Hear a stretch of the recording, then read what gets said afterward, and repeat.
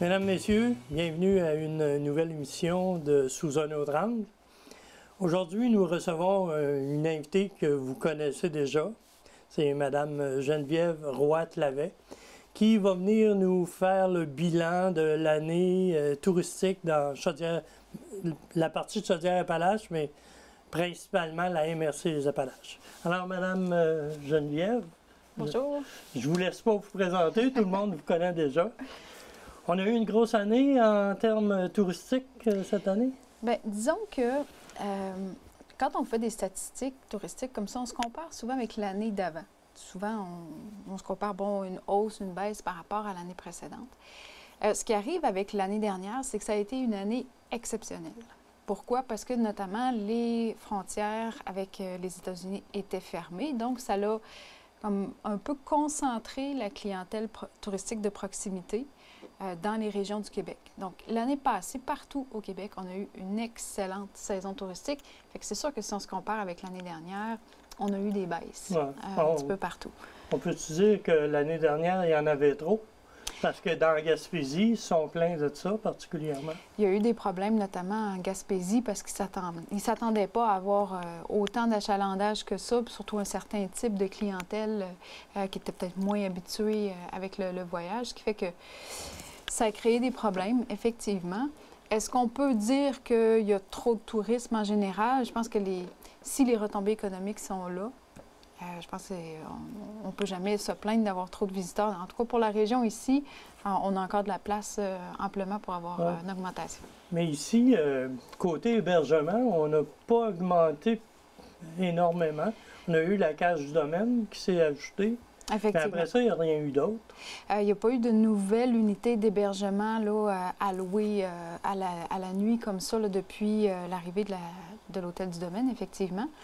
Quand l'hôtel est arrivé, par contre, c'était vraiment un besoin qu'on avait dans la région parce qu'on n'arrivait pas à suffire à la demande. Par contre, surtout que le Balmoral avait fermé. Oui, effectivement, le Balmoral avait fermé, mais quand même, on voit apparaître de plus en plus là, des unités d'hébergement, des chalets, il y en a beaucoup, des auberges, il y en a rouvert quelques-unes, tout ça. Bon, ça, c'est quand même assez changeant dans ce domaine-là.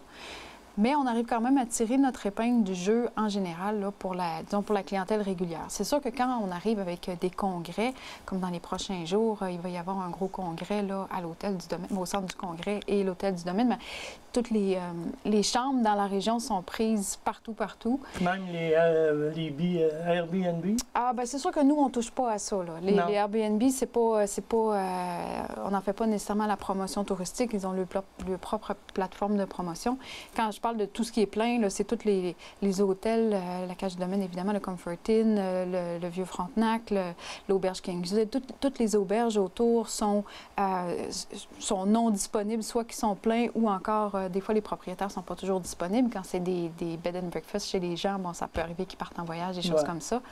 Et même si on va à Saint-Ferdinand, qui ne fait pas partie de la MRC, mais c'est quand même un bon partenaire pour nous, Manoir du Lac-William est plein aussi. Donc, quand il y a des événements comme ça, des gros événements, là, on manque un petit peu d'hébergement. Mais je vous dirais qu'en général, pour la clientèle régulière, on suffit à la demande. Et Disraeli aussi doit être plein? Oui, l'auberge, l'Intermède du Lac, effectivement. Là, tout est... Quand il y a des gros événements comme ça, tout le monde est sollicité. On m'a déjà dit qu'il y a certains événements, les gens étaient obligés de se rendre du côté de Plessisville. Ça arrive? Ça peut arriver. C'est sûr que quand c'est des événements qui sont vraiment uniques à la région, là, ça draine vraiment de la population tout le tour. Ou quand c'est des événements là, où c'est une équipe au complet, comme par exemple un festival de hockey, tournoi de hockey, là, ça va drainer des équipes d'un peu partout. Donc là, on a besoin d'hébergement. Si c'est un festival de musique, par exemple, comme le Festival de la Relève, ben, tu sais, des festivals de musique, il y en a quand même beaucoup un peu partout au Québec. Donc, c'est pas quelque chose qui va drainer énormément beaucoup de monde, à moins d'avoir une tête d'affiche absolument exceptionnelle. Et pour la Relève, souvent, c'est des gens qui ont de la parenté ici. Oui, effectivement. Ou ceux qui vont avoir besoin des chambres d'hôtel, dans ces cas-là, ça va être les équipes qui suivent l'artiste, par exemple. OK. Fait que ça dépend des événements, ça dépend de la période de l'année. Je vous dirais que pour l'été qui vient de terminer, l'été 2022... Ça, on va revenir sur ce sujet-là. Les chambres d'hôtel dans la région, le taux d'hébergement était extrêmement bon. Là, je ne peux pas donner des chiffres exacts. Là, je vais leur laisser faire eux-mêmes leur propre annonce par rapport à ça. Mais ce qu'on a su, parce que nous, on fait quand même là, des sondages une fois de temps en temps auprès des hébergements, le taux d'occupation a été excellent cet été. Habituellement, ça joue aux alentours de 86, 90 %. Dans ces eaux-là, pour la saison estivale. C'est sûr qu'en plein cœur d'hiver, on n'aura pas des chiffres comme ça, là, mais donc pour l'été, ça a été très, très bon. Si on regarde au niveau des campings, à ce moment-là, les campings ont eu une légère baisse cette année pour les mêmes raisons que je disais tout à l'heure. Le fait que les frontières américaines aient réouvert cette année, bien, ça a dilué un peu la clientèle, le tourisme de proximité. Puis on a eu une offre supplémentaire dans la région. Le boisé du domaine, oui, effectivement. Donc, un camping de plus. Bon, évidemment, ça dilue un peu plus la clientèle, mais je pense que malgré tout, les campings étaient satisfaits de leur taux d'hébergement.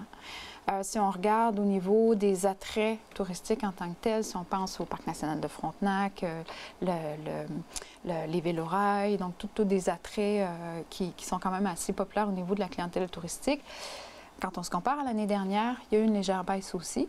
Mais encore là, c'est parce que l'année passée était tellement bonne l'année dernière que c'est sûr qu'on a eu une baisse d'achalandage. Pour le vélo de montagne, maintenant 2 endroits où on peut aller, ça a été comment? Bien, en fait, le vélo de montagne au Mont-Adstock, c'est très récent. Ça a ouvert le 10 septembre, donc on n'a pas de chiffres encore. Non, c'est ça, on n'a pas de chiffres non plus. Au niveau du Parc du Sommet à Thetford, je pense que ça a été très, très bien cette année. Et il y avait une nouveauté aussi au Parc du Sommet, c'est la halte VR. En fait, dans la région, on a différents endroits où on a un réseau de halte VR. Ça, c'est les van lifers qu'on appelle? Exactement. C'est des gens qui se promènent sur la route comme ça pendant l'été. Ils ont leur véhicule récréatif de petite taille et ils vont s'arrêter comme ça dans des endroits autorisés pour passer la nuit. Ils n'ont pas besoin de douche, de salle de bain, ils n'ont pas besoin de service d'électricité non plus. Ils sont autonomes dans leur véhicule et puis ils vont coucher comme ça. Donc, c'est une clientèle qui a besoin d'avoir des lieux autorisés parce qu'ils ne veulent pas se faire réveiller en plein milieu de la nuit par la police ou se faire dire qu'ils n'ont pas le droit d'être là. Et c'est une clientèle que s'il n'y avait pas ces endroits autorisés-là, bien, ils continueraient jusqu'au prochain. Fait il n'y a pas nécessairement de nuisance au niveau des campings tarifés. Parce que c'est une clientèle qui, de toute façon, on n'aurait pas. Fait qu'il n'y a pas de concurrence à ce niveau-là. Et on avait commencé par 3 emplacements la première année. Ça a très, très bien été. Donc, on a augmenté cette année le nombre de places, dont le Parc du Sommet, qui fait partie du réseau cette année aussi. Fait que ça a été très, très bien. Puis, d'ailleurs, on a un emplacement aussi au bureau touristique.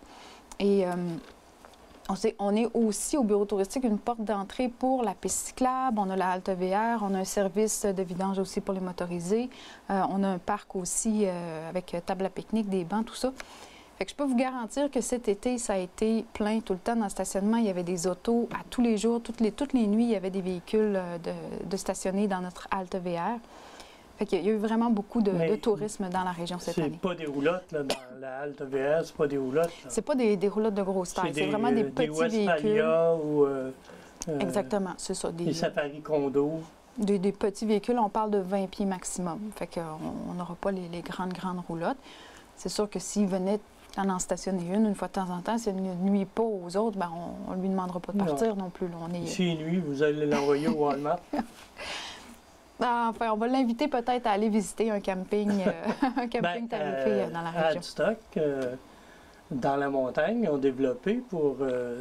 Le réseau, eux, ils sont vraiment avec le réseau GoVan, qui est un autre niveau pour les van lifers. Le GoVan, c'est payant, par exemple. Ce n'est pas des sites gratuits. Il faut réserver tout ça pour se présenter là. Donc, le Mont-Adstock fait partie de ce réseau-là. Ils ont accès à des toilettes puis à une douche. Oui, tout à fait. Ce qu'il n'y a pas, là, par exemple, au bureau touristique. Ouais. Donc, on a vu qu'il y avait beaucoup d'achalandage touristique de visu, mais il faut se fier à nos intuitions parce qu'on n'a pas de chiffres. On ne peut pas compter les gens là, qui... Bon, en fait, il faudrait être là tout le temps là, pour compter le nombre de véhicules qui se stationnent, qui partent en vélo, tout ça.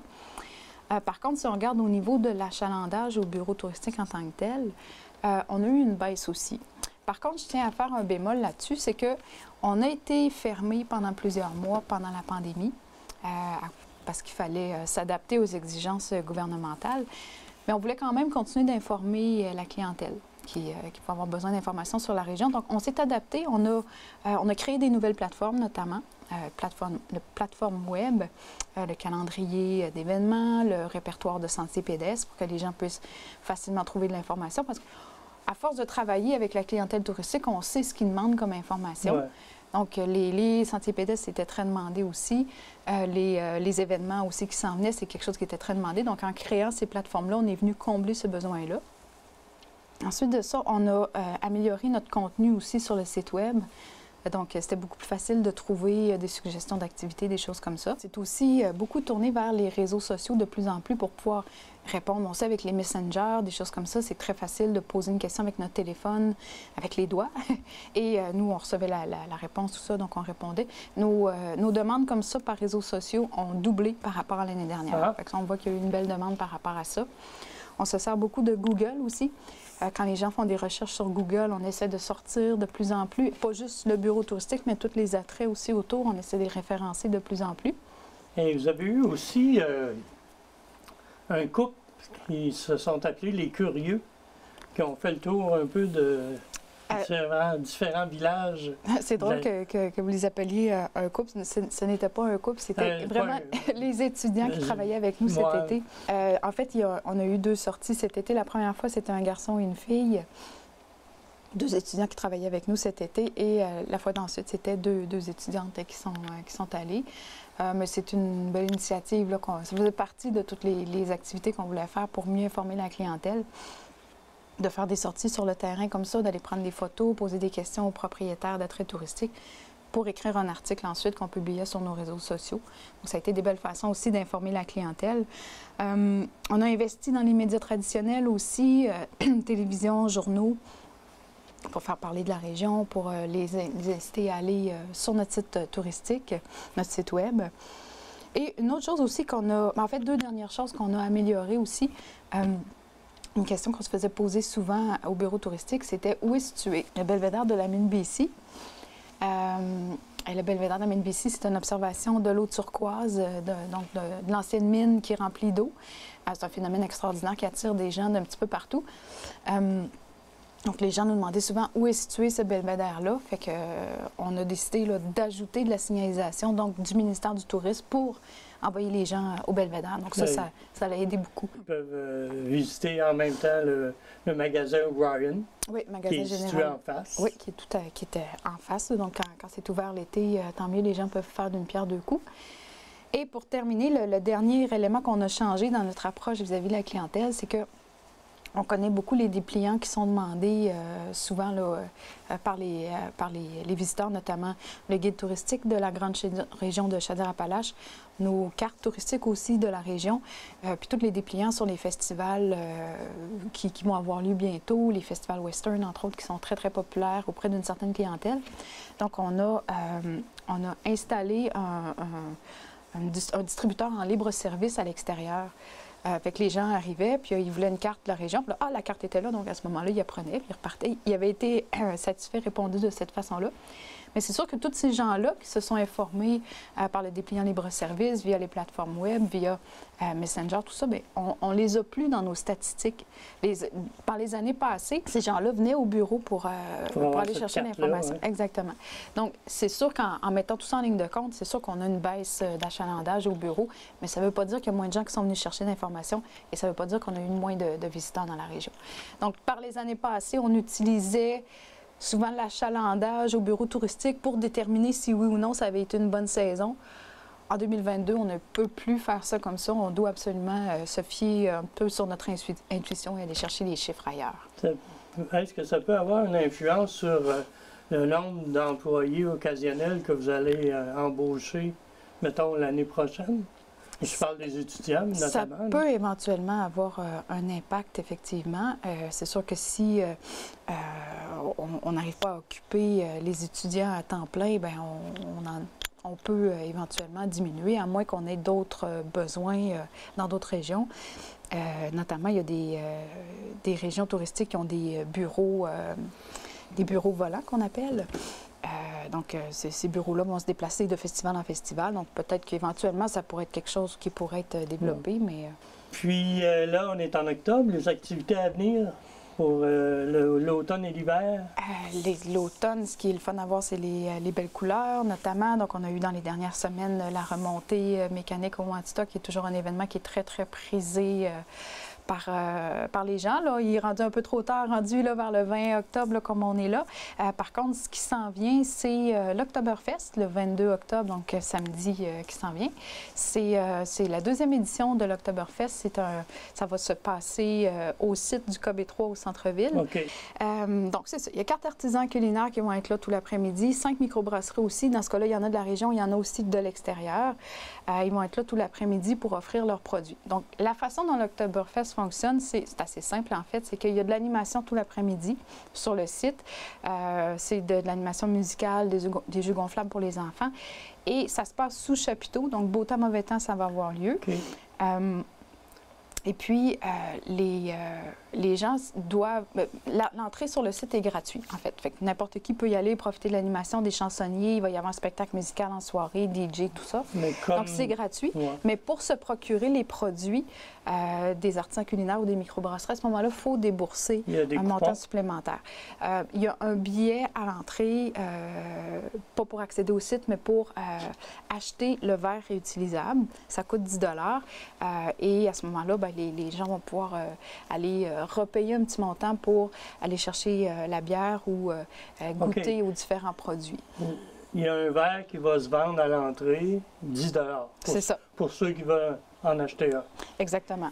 Et quand ils vont se présenter aux microbrasseries, ça va être avec leur verre. Ils vont pouvoir faire remplir leur verre en payant un petit supplément là, pour payer le liquide, à chaque évidemment. Microbrasserie, il va avoir un certain coût qui va être minime, je présume. Voilà, les coûts exacts, ça peut varier d'un producteur à l'autre. Parce que c'est un peu de la publicité aussi. C'est pour les faire connaître, c'est pour donner l'occasion à la population là, de vivre un événement festif là, dans une période où il y en a moins aussi. L'automne, après les couleurs, c'est plus tranquille un peu. Et pour les goûter, est-ce qu'il va y avoir un coût aussi? Oui, chaque fois qu'on veut se procurer une petite bouchée ou quelque chose, il y a un petit montant là, à redébourser. Même chose, les enfants, il y a de la barbe à papa, du popcorn, il y a toujours des petits montants associés. Mais on comprend que c'est pour un peu financer aussi les gens qui viennent sur place, qui préparent la nourriture, bien, ils ne veulent pas nécessairement donner ça gratuitement. Et bon, on s'entend que les gens repartent avec leur verre en plus. Fait que, le 10 $ est quand même bien investi là, pour avoir des chansonniers tout l'après-midi, les groupes de musique, tout ça, là, ça vaut la peine. Ça, c'est le 22 octobre. Oui. Passez ça. Est-ce qu'il y a d'autres événements qui vont avoir lieu? Ça va aller au marché de Noël. Bien, l'Halloween, évidemment, chaque municipalité, ils ont leurs petites activités. Il n'y a là, pas pour l'Halloween. une grosse activité centrale? À ma connaissance, non. C'est sûr que ça touche moins un peu le tourisme, là, fait qu'on est moins au courant peut-être des activités municipales qui se déroulent. Sinon, après ça, ça va aller au marché de Noël, les concerts, du temps des fêtes et tout ça. Là, fait que... Tous les marchés de Noël, parce qu'il y en a un à Beaulac-Garbé, il y en a un à Dubreton. Il y en a aussi au Vitrail, qui est organisé par la SADC, notamment. Donc, il y en a à certains endroits. Là, je vous inviterai à aller voir sur le site coiffeurregiontedford.com. Le bureau touristique est impliqué dans ces marchés de Noël-là? On les aide à faire la promotion via le calendrier, mais on n'est pas activement là, dans l'organisation de ça. Là. OK. Après ça, on va tomber au jour de l'an? Oui, on va tomber l'hiver après ça. Fait que ça va être le ski qui va débuter, la motoneige, le quad et tout ça, raquettes et compagnie. Les sentiers de raquettes, est-ce qu'ils sont identifiés sur le site? Oui, sur celui-là, ça va être sur le site plein air regiontedford.com. Tous les sentiers de raquettes sont là. On a la durée, la longueur. Il y a le ski de fond aussi, le ski de fond qui est là au golf de Thetford. Oui. Puis il y en a aussi à Adstock. Le ski de fond, il y en a à Adstock. Il y en a au club de golf Black Lake. Il y en a à Black Lake, le club de l'Or-Blanc. Il y en a à East Broughton aussi, au site de la Boston. Il y a vraiment plusieurs endroits là, où on peut aller faire du sport d'hiver. Fait que finalement, l'automne et l'hiver, ça va déjà être encore occupé. Oui. Y a-t-il beaucoup de tourisme extérieur qui viennent pour ces... Il y a le ski, évidemment. qu'il y a beaucoup de gens de l'extérieur Oui. qui viennent à Adstock. Oui, parce que c'est une Mais montagne pour qui est le ski unique. de fond puis la raquette, Un peu moins, je vous dirais qu'il y en a, il y a beaucoup de sites de raquettes et de sites de ski de fond là, un peu ben, partout, c'est ça. ce qui fait que ça ne drainera pas une clientèle touristique en tant que telle. Mais ça fait des belles activités là, pour les gens qui viennent en région, disons, faire un tour de motoneige, quoi que ce soit, puis une journée, ben, ils Ouais. veulent aller se louer un équipement, faire une tournée, ça fait des activités complémentaires. Le ski va drainer une clientèle, on appelle plus ça des excursionnistes à ce moment-là. Donc, c'est des gens qui vont retourner coucher à la maison, mais qui demeurent à une certaine distance de chez eux. Donc, vont manger, vont mettre de l'essence Ouais. dans Et la la région. motoneige aussi qui... Motoneige, quad, ça attire vraiment des gens de l'extérieur. ouais. Parce que tant qu'à partir, eux, ils font Ben, c'est ça. une bonne ride. Ça permet ceux qui offrent de l'hébergement de faire rouler leur commerce durant l'hiver. À l'année, effectivement. Puis nous aussi, on est ouvert à l'année aussi. Le bureau, c'est sûr que c'est beaucoup plus tranquille en hiver, on ne se mentira pas. Au niveau des demandes d'information, mais on est ouvert à l'année pour que les gens viennent s'informer. C'est tout le temps, malheureusement, qu'on a, mais Ça fait j'espère que vous allez vous reprendre puis venir nous parler des résultats quand vous aurez eu les chiffres. Effectivement. Alors, mesdames, messieurs, c'était Madame Roy-Clavet du bureau touristique de la région de Thetford. J'espère que vous avez aimé l'émission et je vous dis à la semaine prochaine. Merci de votre écoute.